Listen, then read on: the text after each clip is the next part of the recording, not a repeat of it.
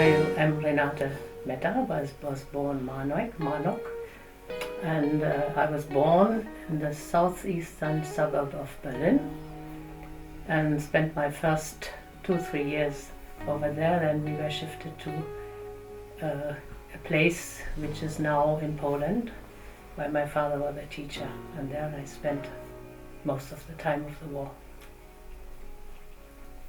And your name is what? Yeah, my name is Mehta.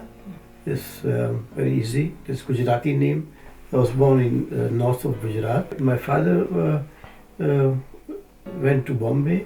He was a cook, and me and my mother, we used to stay in Gujarat with my grandfather and grandmother. It was quite good, but it was a very hard time. It was too small village, and nothing you can do over there. Just pass the time and play with other children, but were not so good, no. And times have not changed there. We have just been there in February in that village.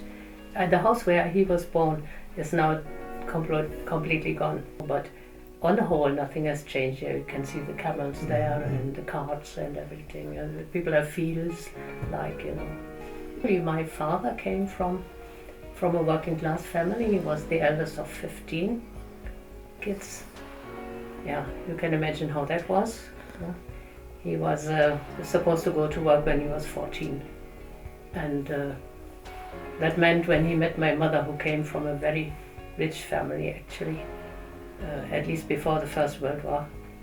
And when they met, my father decided to study. And then they were engaged for 12 years, and then he became a teacher, and then they got married. It was in 1936. After the war, no? Everything was very quiet in Bombay, at least. In Bombay, everybody's busy. Nobody interested in what is going on the political side, no? I can remember that when the war was over, the news came, and immediately the idea was, now we'll get the freedom, no? Now we'll get the freedom, and that was the good. Yeah, this is good memory, yeah.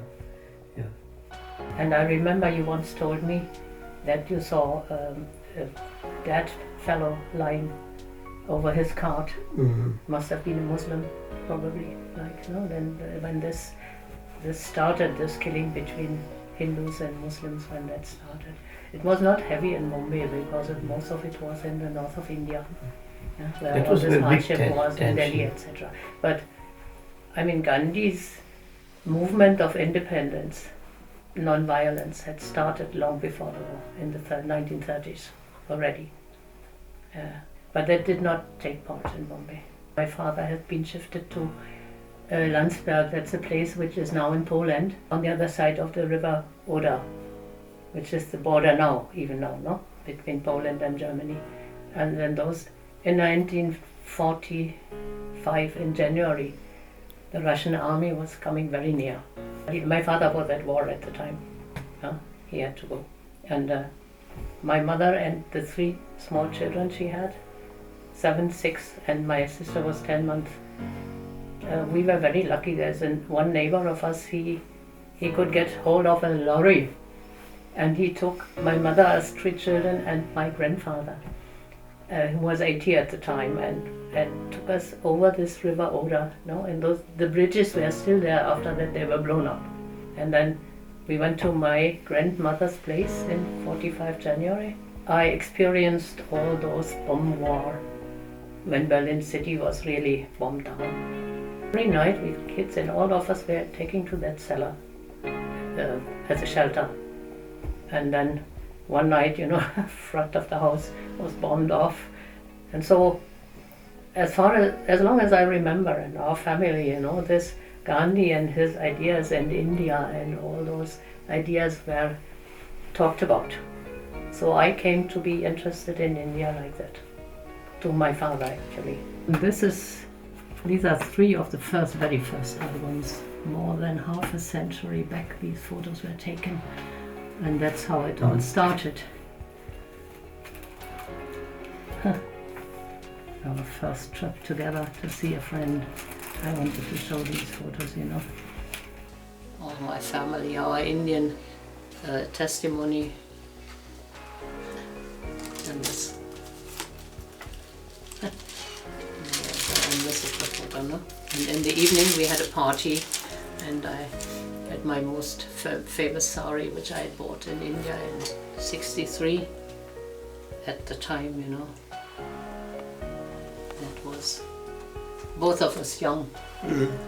Yes.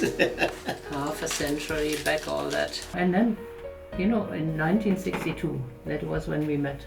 And in '63 was my first trip to India, because we had decided I should see the country before we got married in the end. And then very famously we got engaged at the Taj Mahal. We were all alone there, you know, and I had taken the rings from Berlin there, and we got engaged.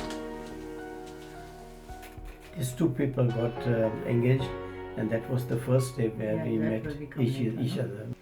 Well, yes, I like that photo, this one. And here, this one comes later actually. There's first this one. Our first son was born. This was our first son being a baby. He was 19 days old. He was born in '67. Sweet child.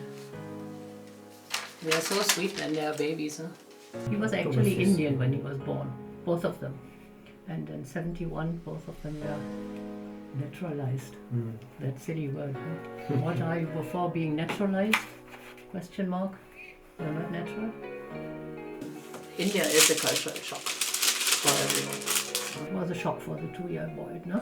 When you tell them you are going to visit your grandmother, like, no? They were expecting someone like my mother, for instance, who was very close to them, no? But our children, they reckon, I mean, I told them this is your grandfather and this is your grandmother, and slowly they got it. It is like that. This is Papa's mother and father, and my parents also liked them very much. And it was only just a problem of language. Yeah, they couldn't talk They were speaking only German, and my father complained lifelong why these two boys are not speaking my mother tongue. No? But because he was never there. Yeah. He always was at work, no? He was hardly ever, he was at home.